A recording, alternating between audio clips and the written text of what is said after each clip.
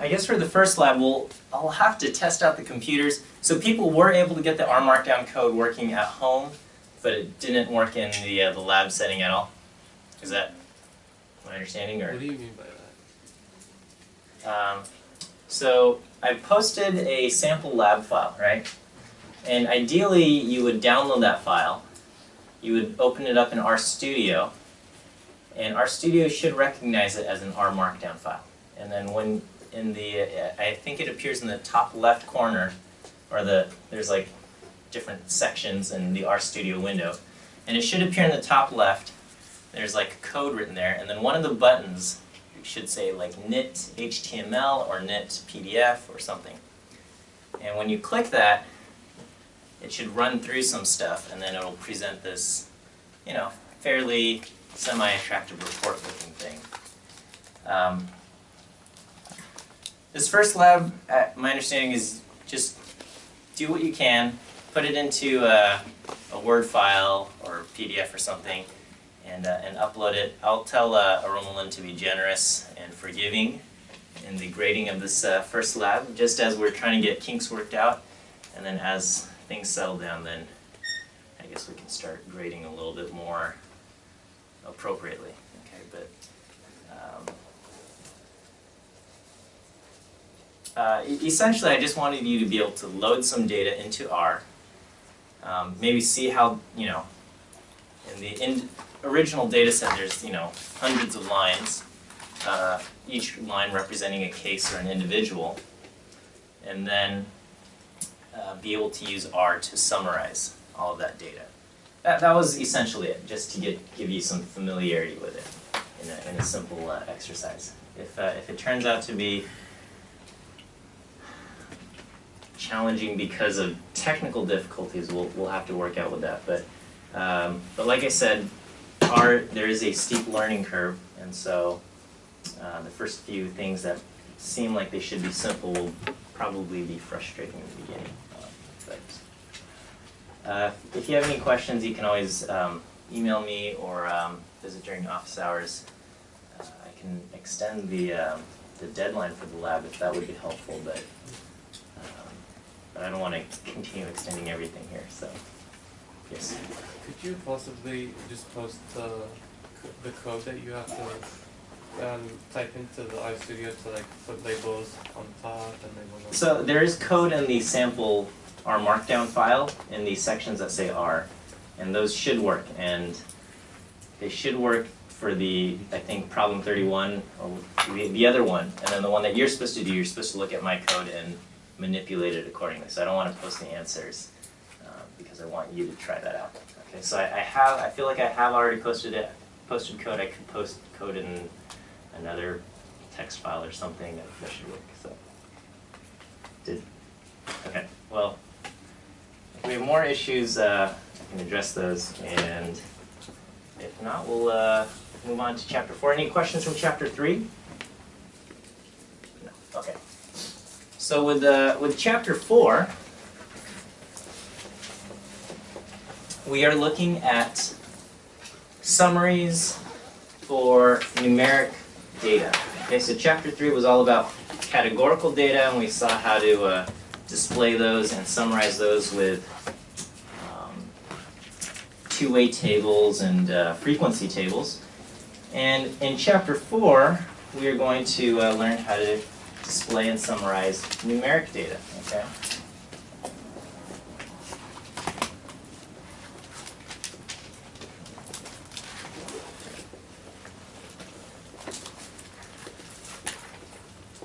And again, if somebody could call out a 5-minute warning at 11:45, I would appreciate that.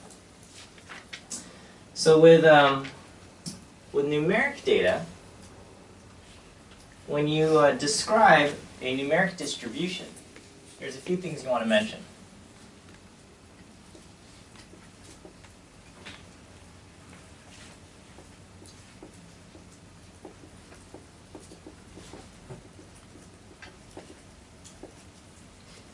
You want to mention the shape of the data, its center, its spread, and anything unusual.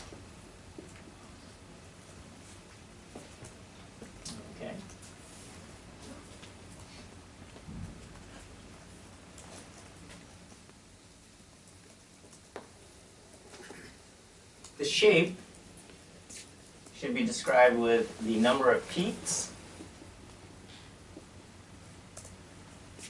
and the symmetry. Okay, those are two aspects that you need to mention when describing the shape. Okay. Did I already talk about this shape? No. Okay. I'm teaching a couple classes and sometimes I confuse myself. So remember, with a numeric distribution or a numeric variable, the underlying data, we have values for individual cases or individual subjects, and the values are numbers. Okay? And so if we went around this classroom and I asked you, how many fingers do you have on your left hand? Okay, I imagine almost all of you would give me the answer 5.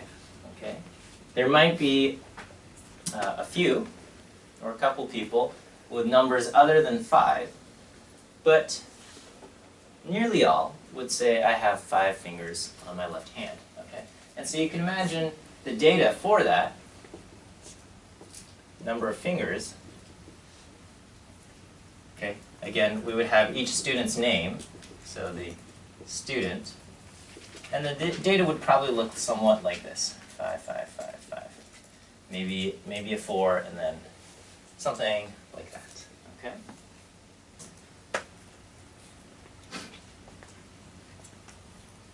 If I were to create a histogram, okay, in a histogram,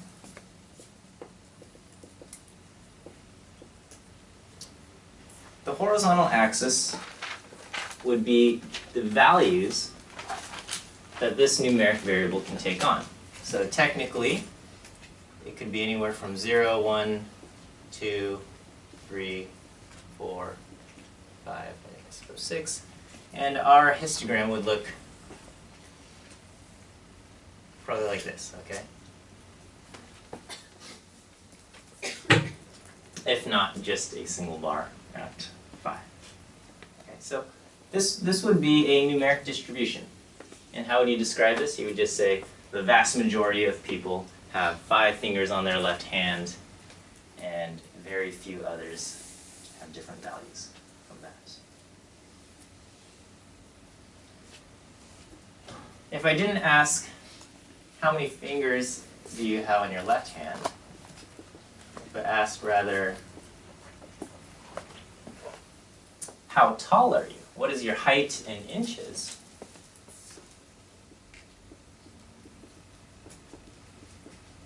Then we would see quite a few different values. Someone might be 5'7", and they would say, I'm 67 inches. Someone could be 5'10", and they would be 70 inches. Someone could be 6 feet, 72. Someone could be 5 even, 60 inches, 4'10", 58 inches, so on and so forth. Okay, so these are a bunch of different values that we could see if we were talking about someone's height in inches.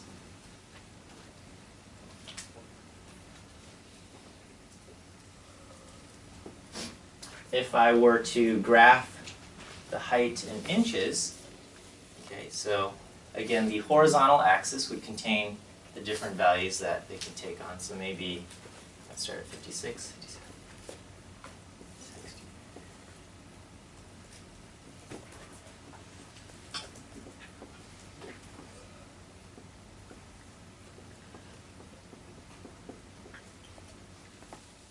And we would probably see, quite a few students in this middle range.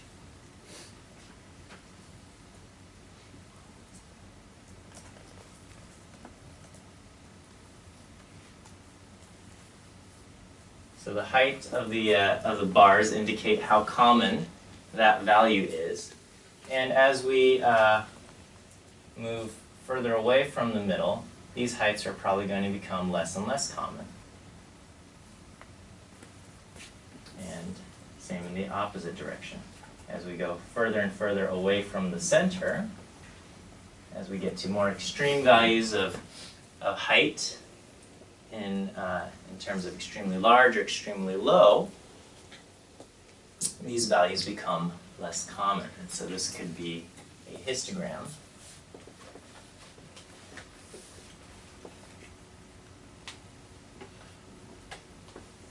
for height. Is this okay?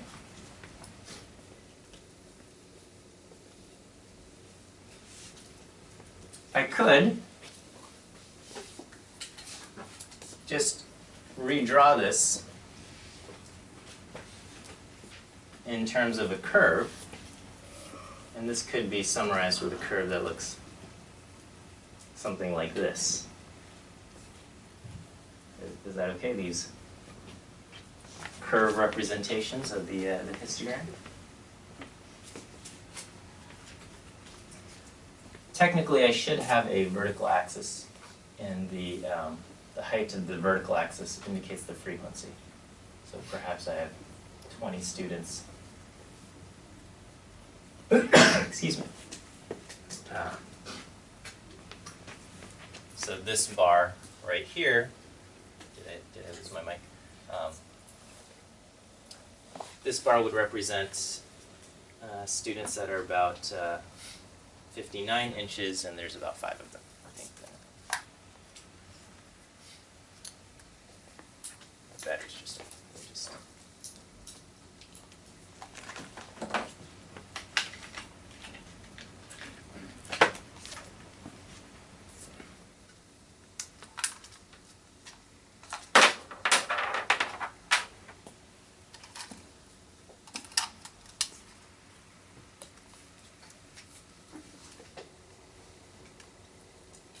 Is this, am I back on? Okay. Okay, so yes, this bar would represent students who are about 59 inches tall, and it looks about that there's 5 or 6 students that tall. This would be students who are 65 inches tall, and maybe there's about 19 of them. Okay, and so this is obviously a very large class because I've got many bars that are about 19 or 20 high. So that's probably represents, 160 students or so, not this particular classroom. Okay, so anyway, as this all goes back to describing shape, when we talk about the number of peaks, the words that we would use are words like, so describing number of peaks, if we have one peak, we say it's unimodal. 2 peaks would be bimodal, and 3 or more, we would just say multimodal.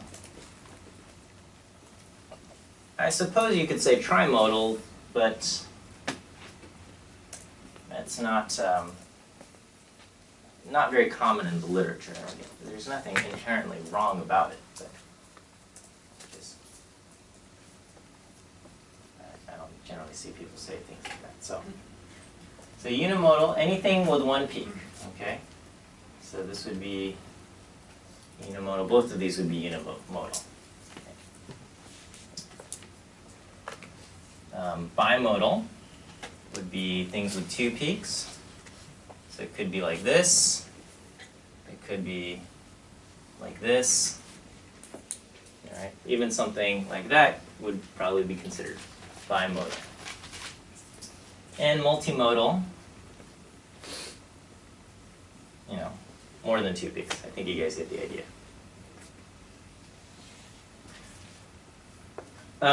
Sometimes you don't really have a clearly defined peak, and this would be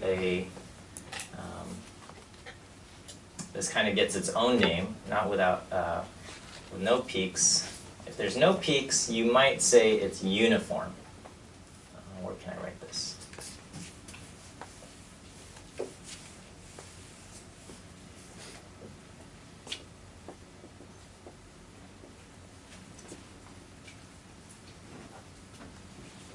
Uniform would look something like that. And what does it mean to have a uniform shape?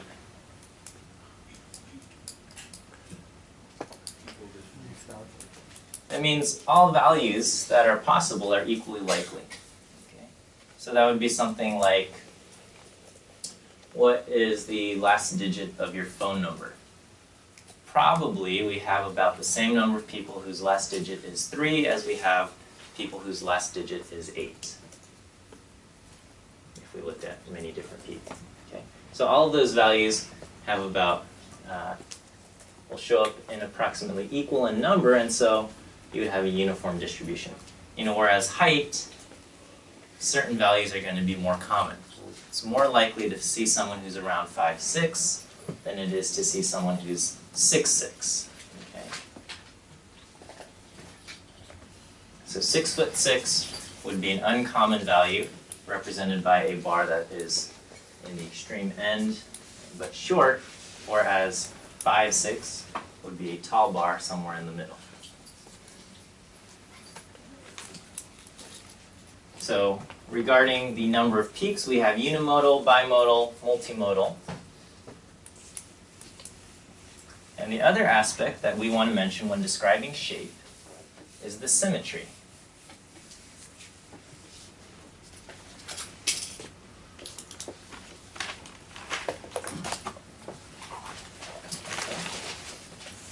Symmetry essentially comes down to, do we have a symmetric distribution? Symmetric would be anything where you can kind of put a line down the middle and it looks to be the same on both left and right hand sides. Or we have things that are skewed. We have left skewed,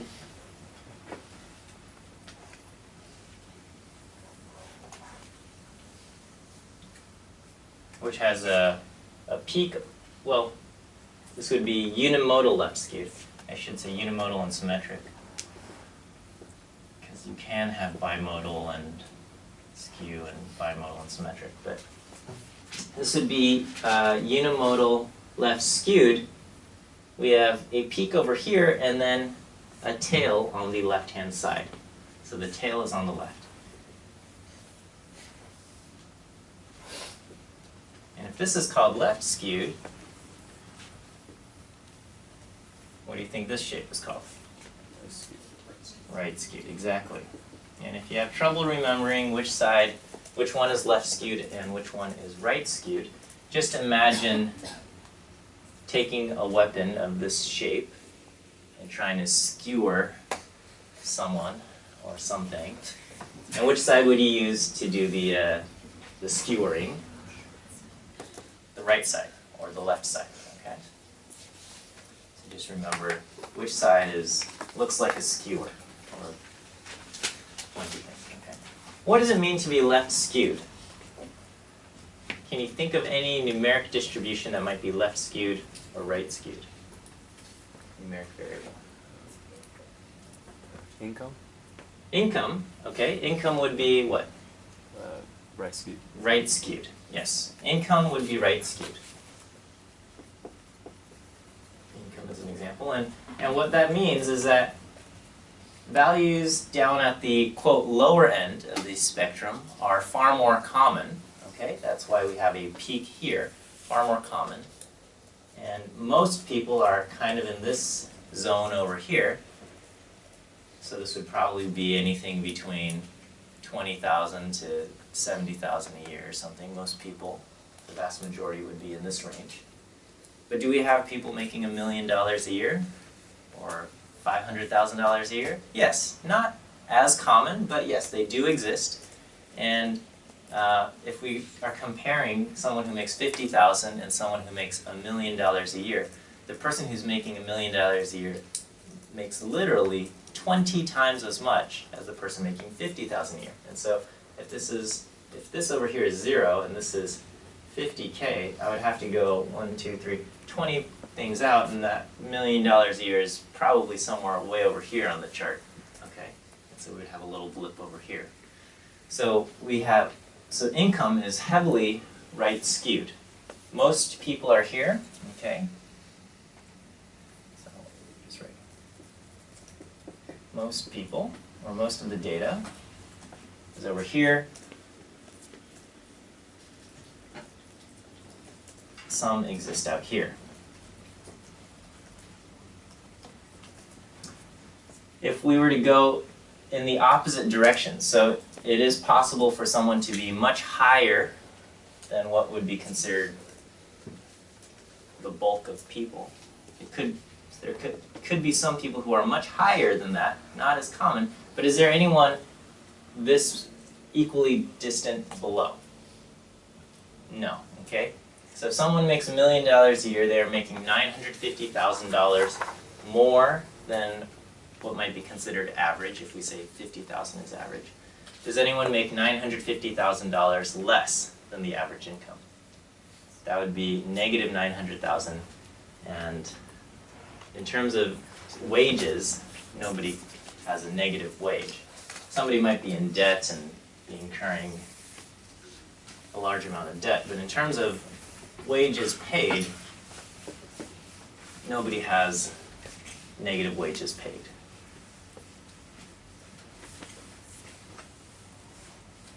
Okay, so we have symmetric, left skewed, and right skewed. Left skewed, on the other hand, could be, an example would be test scores. Okay, the bulk of people will be around here, we hope. Probably 75% to 100%, most people scoring in that range. Do we have, are there students who are going to score 20%, 10% on an exam? We hope not, but yeah, it happens, okay? And so if the average score is, let's say, an 80%, you're not going to have anyone with scores over 20% higher than average, okay? But can you have someone with scores more than 20 points below average? Certainly we can. So that would be left skewed, okay? And we could think of other numeric distributions that are left skewed, right skewed, or symmetric. So an example of symmetric would be human height. All right? So just think about this for a second, and you'll have a few exercises in your homework with this. Human weight. Left skewed, right skewed, symmetric. Don't shout it out. Think about your answer. Human weight. Okay, what do you think? Did I turn off again? Yeah.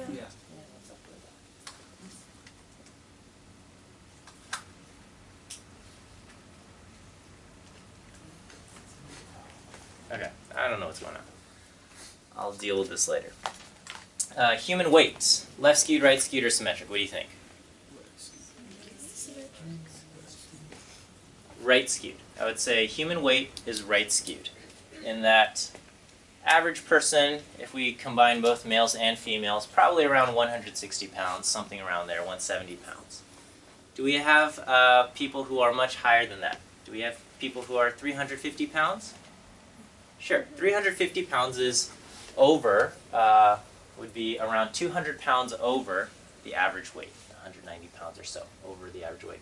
Does anyone exist that's 190 pounds less than the average weight of 160? No, it would be impossible. Okay, so human weight would be right skewed. Okay, you have a few exercises discussing that. So these, I've shown you a histogram. A histogram, the important parts is that the horizontal axis these are the values that the numeric variable can take on.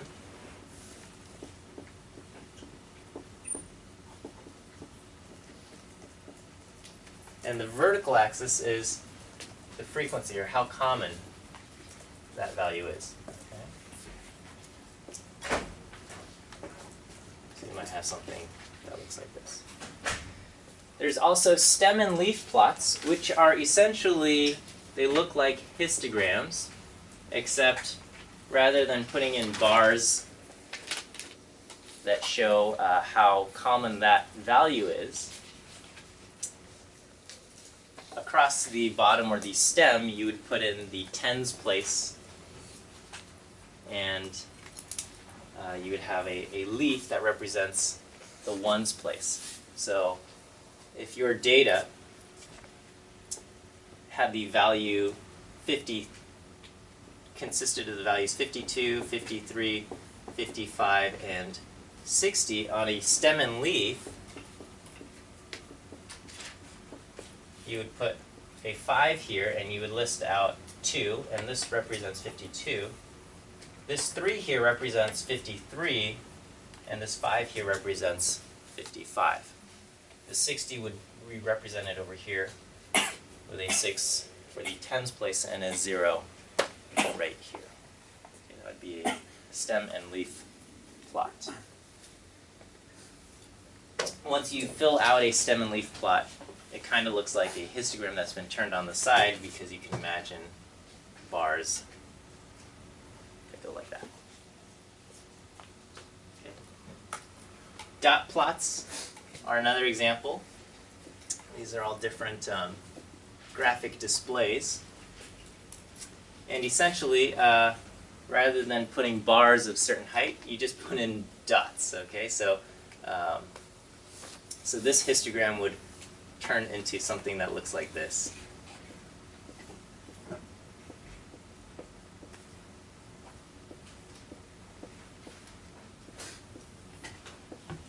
Okay, so essentially, you would have something like that going on. Dot plots and histograms are very, very similar in function. Dot plots, I guess, would show the individual dots or values themselves. One dot corresponding to each case. Each case would have a dot in the data.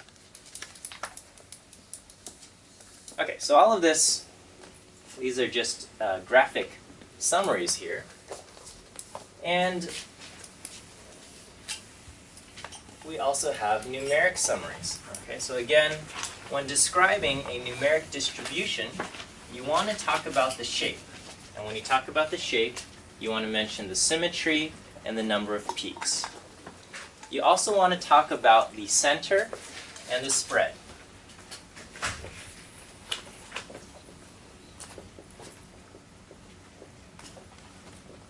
When you have a symmetric distribution, for symmetric data,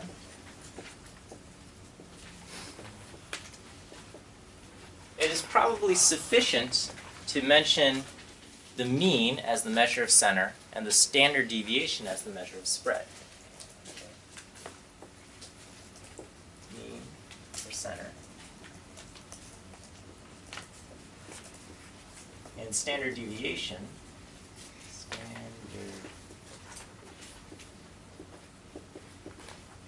for spread, would be sufficient.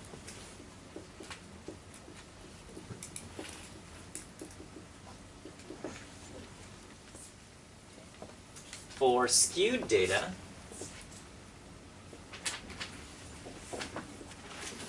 so left skewed or right skewed, the mean and standard deviation would not be sufficient.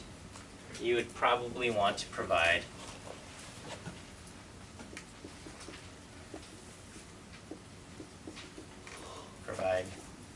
the median, quartiles, min and max.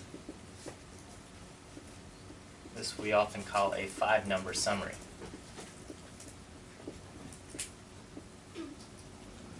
Okay.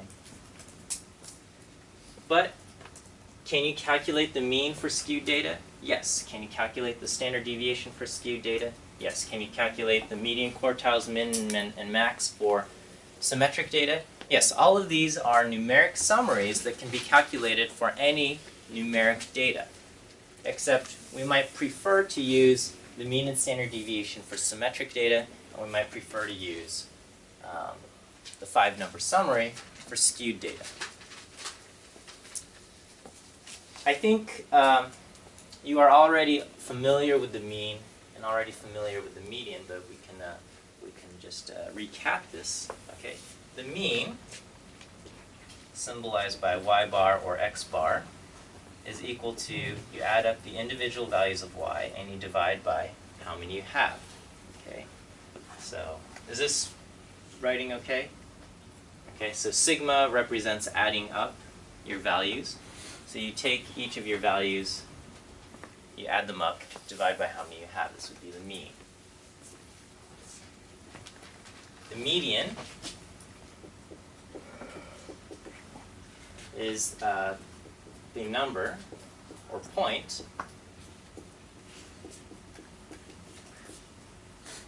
where half are larger and half are smaller.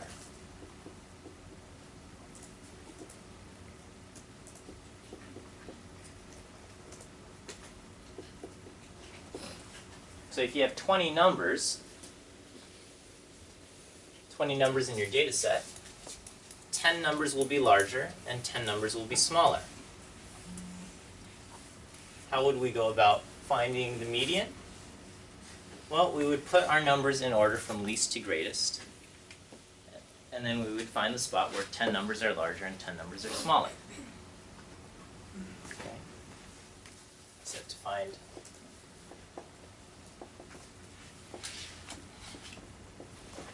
the median,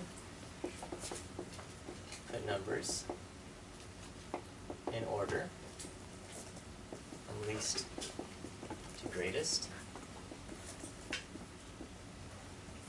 Okay. Find the spot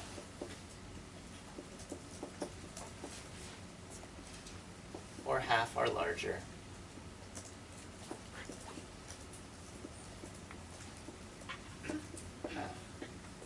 are smaller. If you have an odd number of numbers, so if you have, say, 15 numbers, then the median would be one of your actual values, and 7 numbers would be larger than that, and 7 numbers would be smaller than that. That would be.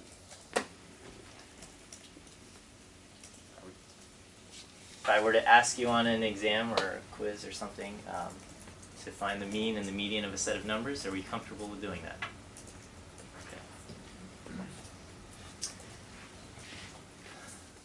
Okay. The values for the mean and the median are useful, but they are most useful when we calculate the mean for different sets of data and we can compare them, or we calculate the median for different sets of data and we can compare them as well. Okay. So a lot of these numeric summaries are most useful in the context of comparison. We have a set of data and we are using them to compare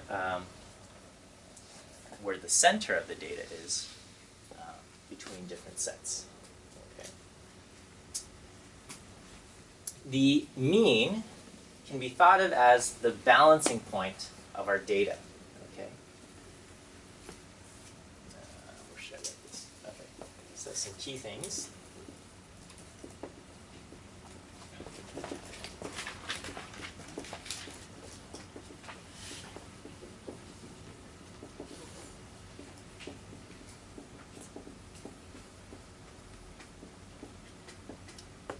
So if you have a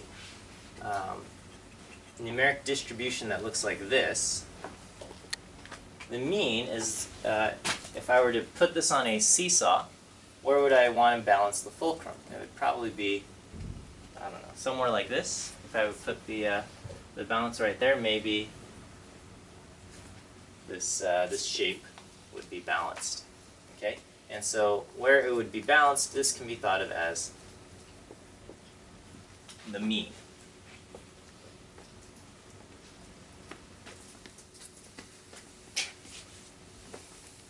The mean is affected by extreme values. Extremely large or extremely small, the mean is affected by them. Because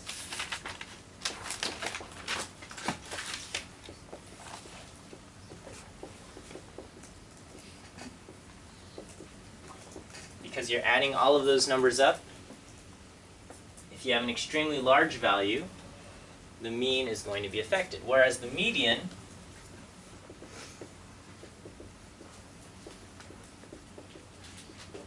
is not affected by extreme values. Okay. So if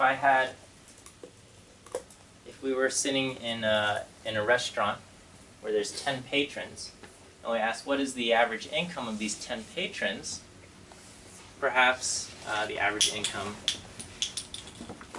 is $50,000 per year. Okay? If Bill Gates walks into that restaurant, then the mean income is suddenly affected. Okay, the mean income will jump up for everybody, even though we've only included one additional person. The median, however, is not going to be affected. So those are numbers that can summarize where the center of your distribution of data is. We have numbers to summarize spread. Okay.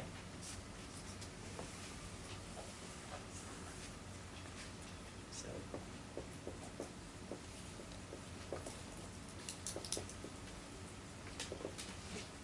we have the standard deviation.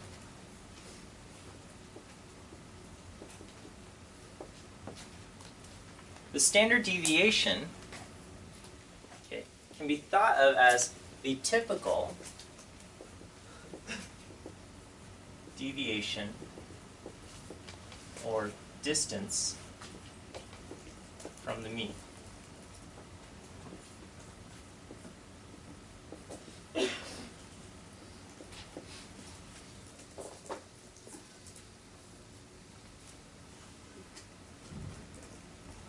So let's say we took a test, and the scores were as follows. We have 70, 80, 85,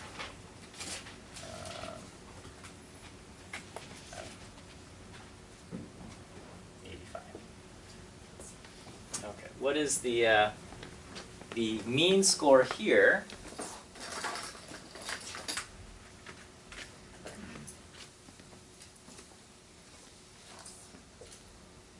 Okay, so the mean score is 80.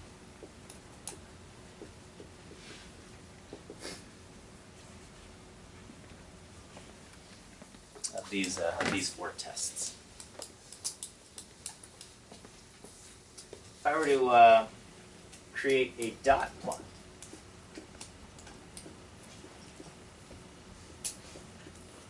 my dot plot would look like this. I have a dot at 70, a dot at 80, and 2 dots at 85. Okay. The mean, if I were to balance this, would go right at 80. Okay, so this is the mean here. And we could ask, how far are these points from the mean? Okay? So this person who scored 70 scored 10 less than the mean. This person who scored 80 scored at the mean. So the distance from the mean is 0.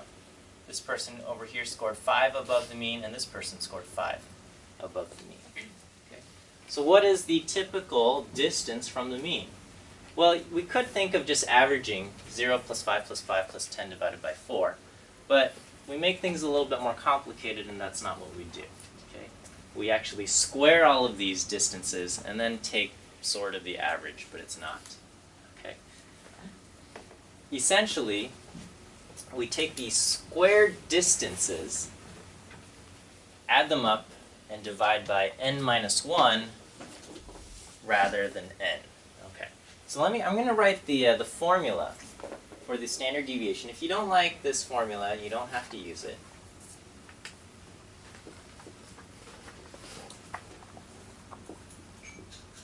It's 11:45. It's 11:45? Okay. So you might have to learn finding quartiles on your own. But if you can find the median, you can find the quartiles. No problem.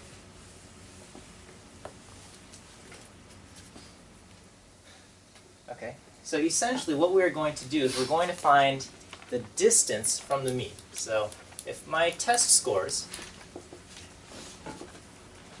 are 70, 80, 85, and 85, the deviations is I'm going to subtract the mean from each test score, and I find the deviations this way.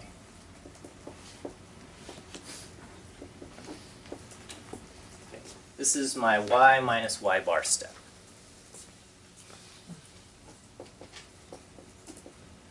It's given by the deviation. Well, to get y minus y bar squared, I'm going to take the deviation values and I'm going to square them.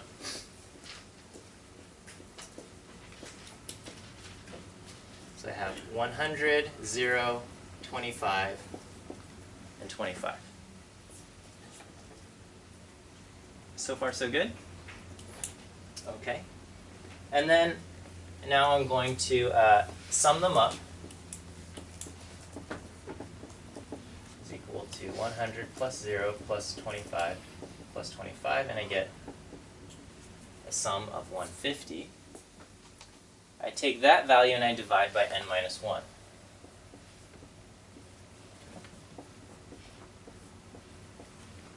This is going to be 150 divided by n is my sample size, so n minus 1 is 3.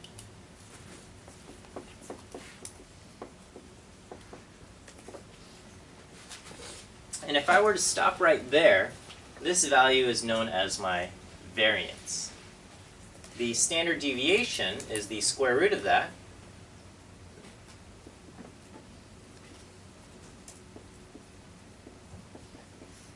Would then be equal to the square root of 50.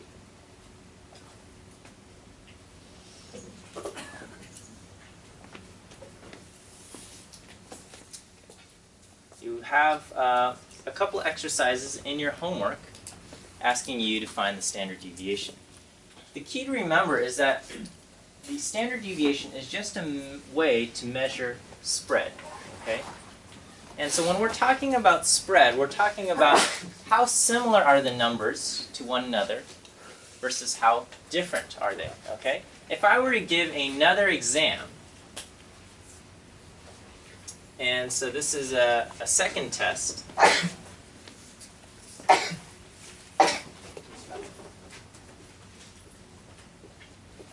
And let's say these scores were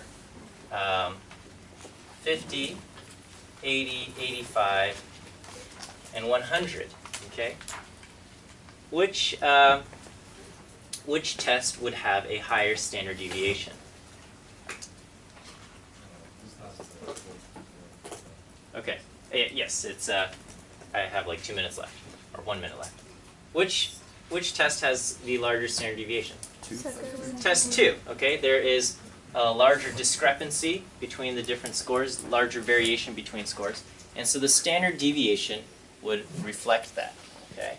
And so the standard deviation is just a way to summarize the spread in a set of data. Larger standard deviations mean more spread, smaller standard deviations mean less spread. I didn't get to cover quartiles, however, I feel in your homework this week, as you try out the exercises and look at the example in the book on finding the quartiles, I think it will be clear enough on how to do this yourself. If it's not, we can go over it on Friday and whatnot. So try that out, and we'll see you guys in